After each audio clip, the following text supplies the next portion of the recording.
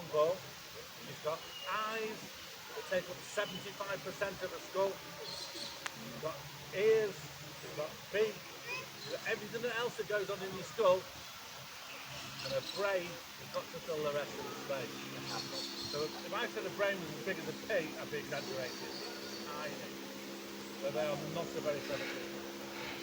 They are a creature of instinct. And I will keep on going over that word, instinct, again and again. So far, what did our teachers teach us at school? We don't go to it too, we don't come out at night, we're not very clever, and last but by no means least, what do they eat?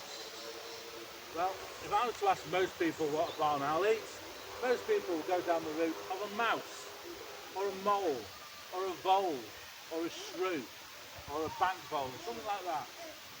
Hardly ever. A mouse is really quick. Barn owl is really slow. So the chances of them catching one is slim. But while they're looking for a mouse in the field, coursing around the field, they image map the field. While they're looking around for a mouse, they'll go, oh, there's a worm, I'll have that, that's easy picking. Or there's a beetle, or a grub, or whatever it might be. Yeah. So at certain times of year, up to 90% of their diet is insects. This time of year, field mice are easy picking because there's no weeds or etc. To hide behind. So this time of year, field mice are easy picking. So if you've ever seen a field mouse, they are tiny. So she doesn't need quite a few field mice. That's what she eats. European eagle owl. European eagle owl is the heaviest owl in the world. European eagle owl weighs anything between 8 and 10 pounds. European eagle owl would catch. Let's get in there first.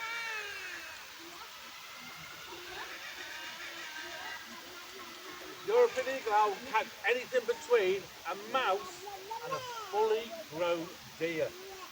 Big stuff. But it doesn't matter whether it's a worm or a deer. Everything that we've talked about is on the floor. That's because there's only one owl in the world, one species of owl, that catches her food in the air. And that is known as the boobuck owl. That's when they're going to get out there.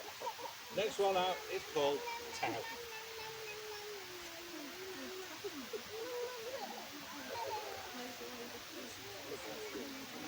Birds and animals. I named Ronnie because she's got ginger hair like Ron Weasley. Ron Weasley's owl. Tow. My late wife named Tow. And Tow means twilight. Aboriginal word meaning twilight. Lovely little name. I look for a lovely little bird. She's 7 years old, and again she can live till about 25 in captivity. But it's the only owl in the world that can catch her food in the air. See if we can demonstrate it for you.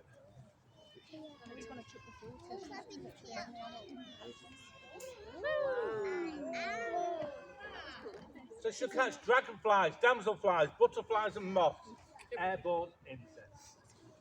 Very unusual, or if not, never happens really for another bird to do this.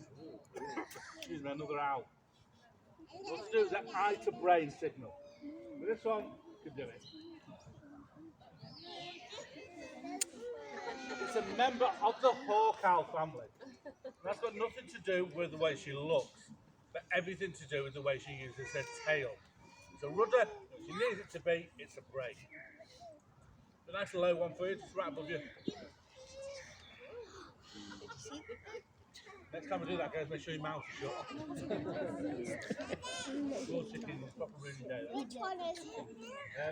But as I say, she eats dragonflies and damselflies, because butterflies and moths, although she'll catch them, but not very meaty.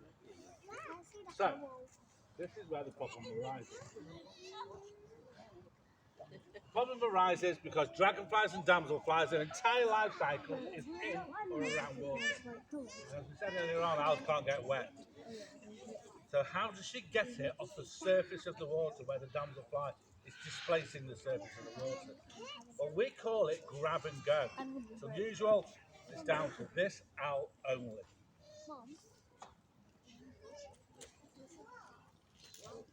It's one movement. It's her fastest movement. The splash is behind her, so she'll stay dry and carry on hunting. Now, evolution. Traditionally, there wasn't, well, traditionally, a long time ago, there wasn't the humans about, and there wasn't the health and safety about. The ponds and lakes were easy picking. But these days, ponds and lakes have got fences around them for the health and safety. So they've had to adapt. And they've had to adapt to do that off fences, which is where now dragonflies and butterflies will land.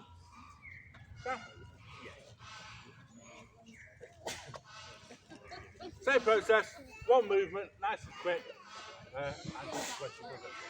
Now I'm going to try and bring her down a little bit further away over here. I want you to see how she uses, she's up there now, in that big tree, but she uses her tail as a rudder to come down.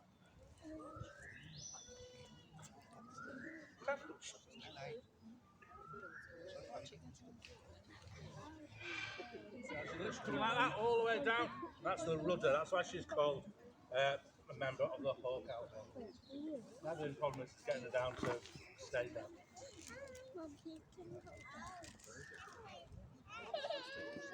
Sam, you're doing a rubbish branch, we can't see you.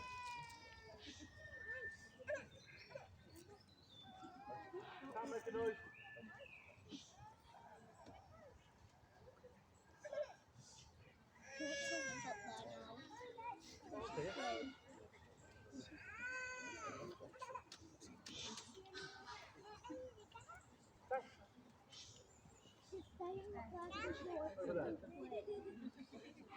I'll show you what I did.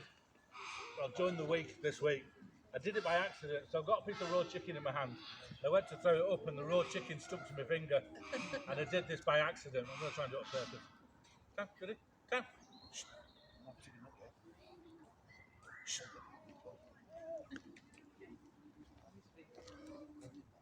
Ready? Shh. Oh, you chicken. She didn't do it to me there. Right, let's get her down. And I'm going to get another owl out for you. Absolutely gorgeous, the next owl.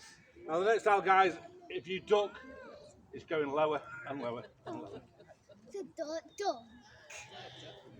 I'm ducking. I don't even want to duck.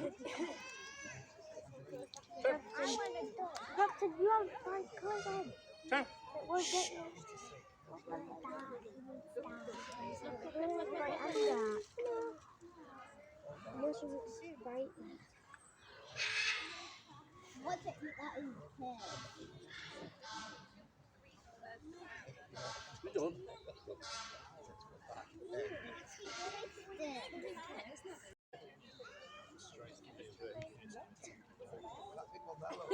Right, so this is Errol. Errol is a female great grey owl.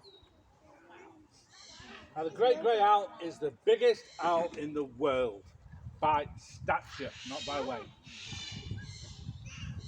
She is nearly 7.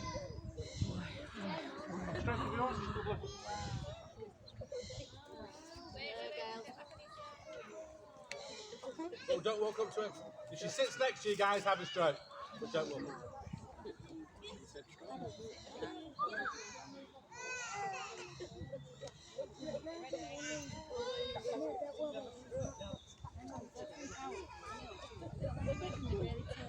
Now, Errol here is 7 years old.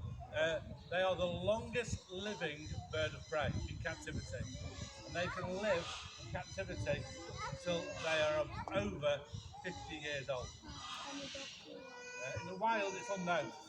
It's unknown because they're from the Arctic Circle, nowhere else. Alaska, Scandinavia, and Russia.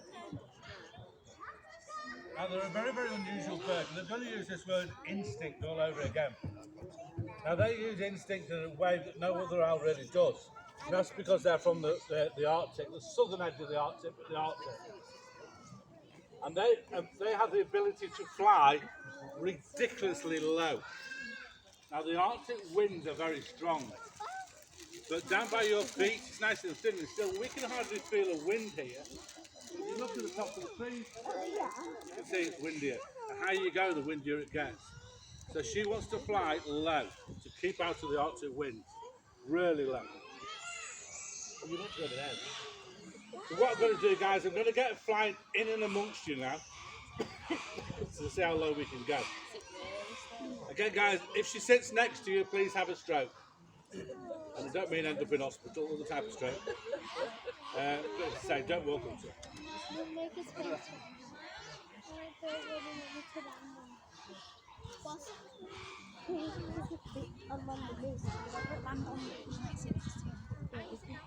Sit down.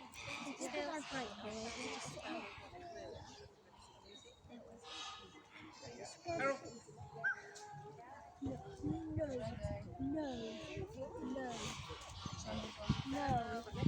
No, fly right above my head.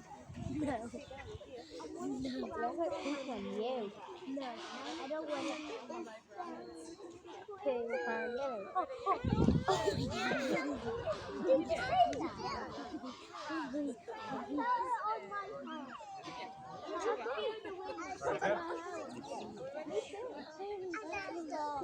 Nobody starts off before I even get there. Wow, is it?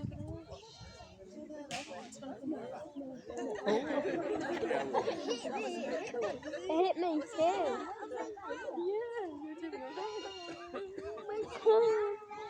Russell, does it hurt if it hits it?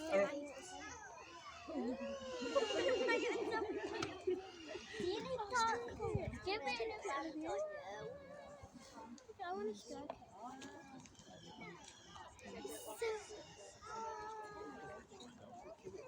Make it space, don't worry that it's not scary. Wait, No, I'm not. No, it's okay. Oh. All the close your eyes and stop breathing. Please don't do that.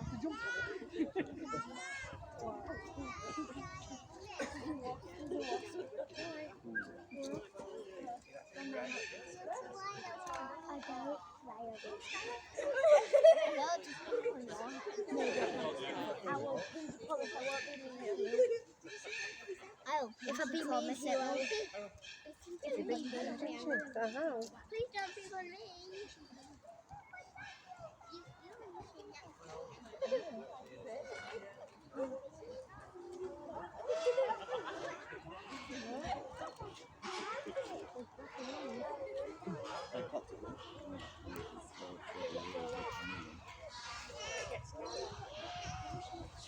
As I said, guys, the ability to fly low is all instinct.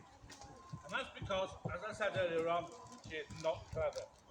Now, owls are not intelligent. They just have no intelligence whatsoever.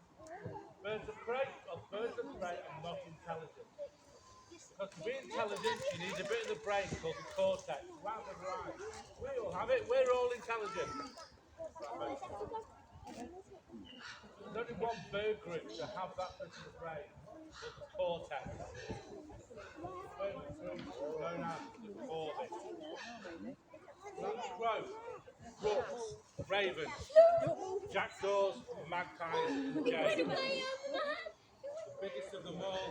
He's looking for you. The raven is the most intelligent bird in the world. Now the next bird is a raven. All we need to know, guys, the important thing is any food, human or animal food, All food's got to go away now. Big of a big bear. if you dropped any food by your feet, guys, pick it up now.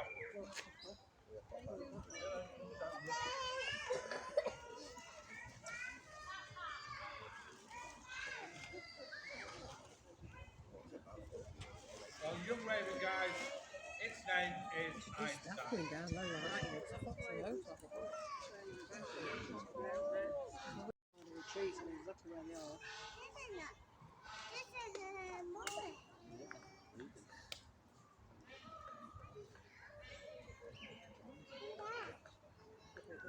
Hi guys, so this one here, this is Einstein.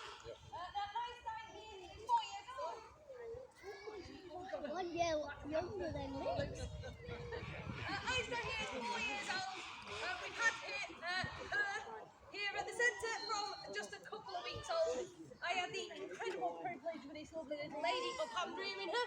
She used to sleep on the bottom of my bed on a night, and then during the day she used to sit on the fence by the and expect you guys to feed her. So originally, when I first started training Einstein, she used to do all of these puzzles for healthy snacks. Ravens are omnivores, meaning they will basically eat absolutely anything that they can find. Okay, so when it comes to Einstein, originally she used to work for peanuts, mealworms, fruit, so things like apple, banana, grapes. We were doing a display one day, she was about 1.5 years old, and she spotted a little girl sat on the back row eating a bag of quavers. And unfortunately, Einstein learned very, very quickly, children are petrified of her. If she flies at a child, they throw the bag of food, she gets a really nice snack. Yeah, even she finds scraps there. So yes, as you can see, she's a big fan of human food.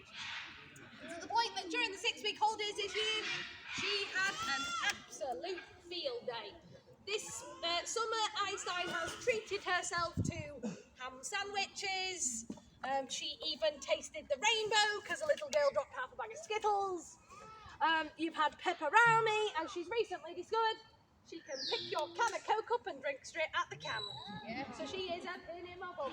However, these guys are supposedly the most intelligent bird in the world. They have the mental intelligence of a 7-year-old child, which, between me and you, she kind of puts you off having children. She is bad enough on her own, never mind a child that can talk back. Now these guys can actually, as they get older, they can learn to speak, they can learn to mimic, they can actually pick up anything up to 250 different words and phrases, which is where I am dreading it, because I don't want to know what she's going to learn from you guys. What have we found? She's got biscuits or something. Yeah. Oh dear God. And is that a bread crust on the back as well? Yeah. That's one thing Paul mentioned. Wait. Einstein, yeah, you ain't going to do any more work with a mouthful of plain bread, are you? Come on, bud. You got no chance. I'm so many on the list. Sit on the bench next to you, can't you? I'll sit on you. Einstein, come on. You're having a lovely time there, right? Yeah. Come on. You're going to go and eat that here then? Yeah, thank you. Please don't shove it in my mouth, I'd rather not be force fed. Thank you, you've got a lovely face full of snacks, haven't you? Is that nice? Is it lovely? Hey. Oh dear. Oh, it's not an all moment. You've been naughty. Okay guys, I was going to get her to do some musical instruments. She's not going to do much with a mouthful of bread. Thank you. Is that lovely? Yeah, you're having a fantastic time, aren't you? Right guys, I'm going to take this one home. No, it's not an all moment. So I'll take me 2 seconds, I'll bring someone else out, and we'll see if someone else is going to behave rather than you. Okay, I'll be 2 seconds guys. Come on, get it home. 1, 2. 2 seconds.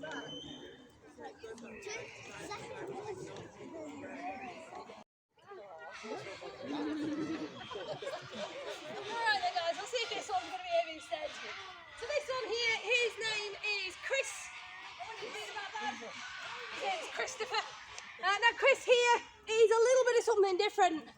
Now if I were to ask you guys to name me a bird of prey, the majority of us, we always go for your really famous species like your peregrine falcons, your golden eagles, your barn owls, etc. This gorgeous fella here would probably not be very high on your list. He basically looks like a chicken on stilts. Yeah. Okay, when it comes to Chris, he's a little bit of an odd one because he's actually technically a bird of prey. Apparently, down to DNA analysis, the one of the closest living relatives of the velociraptor, and nowadays they're closely related to the peregrine falcon, apparently. Which, when you look at them, there's no similarities whatsoever. But this one here is a bird of prey down to 2 distinct rules. So to be a bird of prey, you have to catch and kill other animals. Chris here will do just that. You won't run straight past it. You're not the brightest bird in the world. Hey, right there. Yeah, it's a good job you're beautiful, isn't it? So when it comes to Chris, he'll eat things like lizards, snakes, or anything he can get that beak on. As well as eating other animals, he will eat seeds and nuts and corn and wheat. He'll eat small vegetation as well, so he's really good at getting rid of weeds. However, he's a bird of prey down to how he catches his food. And Chris is now looking for worms. Brilliant. It's not my raven finding snacks amongst you guys, it's my Serena finding his own worms. So I'm hoping he's going to come for a little walk amongst you all, guys. First thing we need to look at is his feet. Now his first toe on his foot sticks up in the air, very much like that raptor that we see on Jurassic Park. Now all he's doing, that serrated toe on his foot, you're finding snacks, so stop eating people's shoes. Hey, come in here. That's my phone going off, don't freak out like that. Are you going to come through?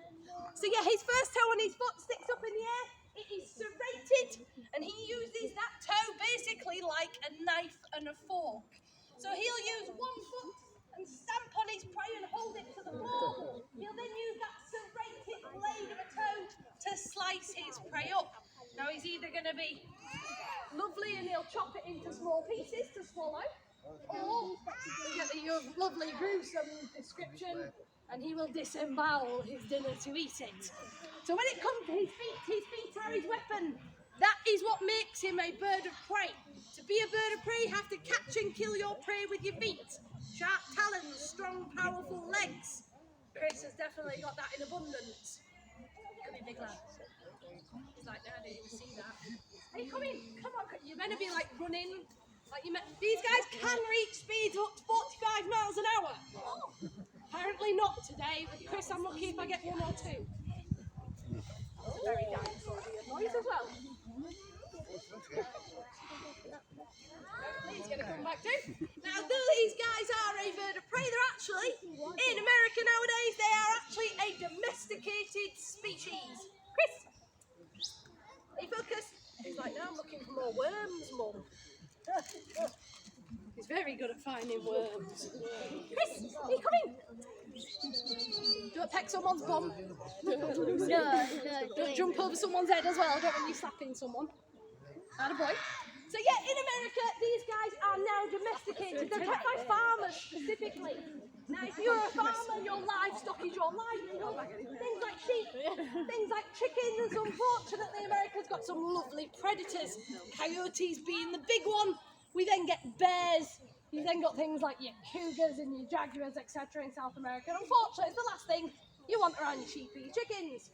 So they will hand rear these guys. They take the eggs and they hand rear the chicks and bring them up around their farm animals.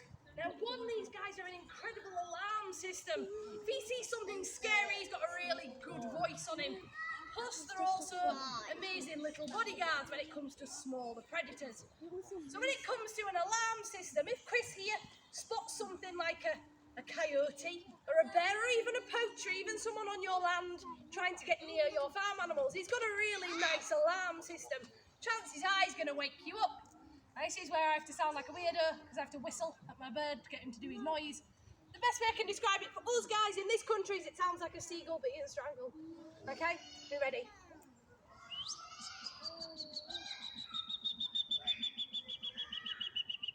Am I going to get anything out of you today? Are we ready?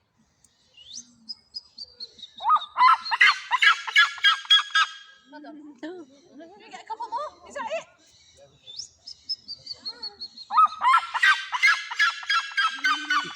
Has to throw his head back as well to get that voice. So that noise for Chris, that's his alarm system. Once he gets going, he doesn't like to stop. So if he spots something scary, he'll make that loud alarm system. Farmer will then... Are you going to do another one? No? Is that it? Farmer will then come down from his bed. He'll come and check on his farm animals, and if everything is safe, they reward him for that behaviour. You encourage it over and over again. Because he gets a reward for it, he's going to continually protect your flock. So as well as being an alarm system, they're also bodyguards. Now these guys out in South America are famous for eating snakes. Snakes in Australia, so in Africa, I'm going completely wrong continent. In America, you've got some lovely species. You've got rattlesnakes, coral snakes, cottonmouths, copperheads. Chris here isn't fazed by that.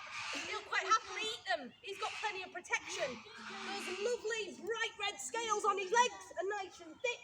He gets bit on his legs, it's not going to bother him. And then he's also got a really fluffy body covered in masses of feathers. If it tries to hit his body, it's just going to get a mouthful of feathers. So when it comes to snakes, Chris here, if he's in your chicken coop with your chickens, and a snake slithers in and thinks, oh, it's warm in here, I might just sleep here. In theory, Chris should spot that nasty, horrible snake. He should go running over to it, find a worm.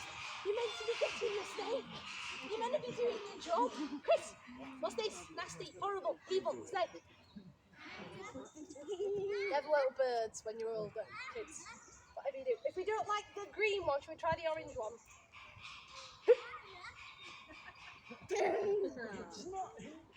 I think my Serema's broken, isn't it? Chris, you're meant to be working.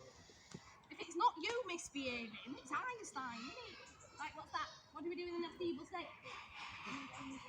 No. How about the green one then? What about the green evil snake? You can't see the green one. That's it? Well, what do we do with the snake? When we see a snake, what do we do with it? That's the grass. Ah, the grass. We get a couple more. That's it. So in theory, he'll pick that snake up and he'll give it a really good headache. Now he would continually do that behaviour. That snake is either going to be regretting its life decisions, it's either going to slither off a little bit wounded, a little bit hurt, or Chris won't let it escape. He'll keep whacking it over and over again until he's broke all of its bones, and then he rewards himself with a nice tasty juicy snack. And these guys can swallow a snake up to a metre long in one nice big gulp. Well done, Chris. You got there eventually, didn't you? You struggle with life, don't you, at the moment? And apparently the orange snake is just not good enough anymore, is it? You used to like the green one before. The orange one was the favourite, but apparently at the moment, he's just not phased. Oh dear. At the moment, he's being a pain in the bum because all the conkers are coming off the trees, and he likes to try and swallow conkers and then regurgitate them for me about an hour later. So I end up gathering lovely, slabbery conkers after a year. So right guys, I'm going to see about taking this one home. Unfortunately today guys, Chris is actually the last bird I've got for you. So I'm going to see about letting you all escape, she says, as Chris is coming to eat all the children. You're alright, you only eat kids on weekends. Oh, what day we go, you might not be in luck. You'll be right, don't worry, you're too chewy. So I'm going to take this one home guys. I'll let you guys all escape. If you are interested, in about 20 minutes, just on the benches behind, they're going to be doing some guinea pig handling as well, so they'll get some guinea pigs out if you want to have a little cuddle. Be you big child or little child, it'll be just on the benches behind, guys. From myself, from Chris, and I'm not even going to say from Einstein, because he's had a lovely time. And then obviously from Paul, from Errol, from Ronnie and Tao. Thank you very, very much for watching, guys. Thank you very much for coming today, and we hope you enjoy the rest of your day. If you would like to take a raven home with you, please feel free. Chris is my Chris, cat. why are we ripping up the grass? What are you doing? That's a leaf.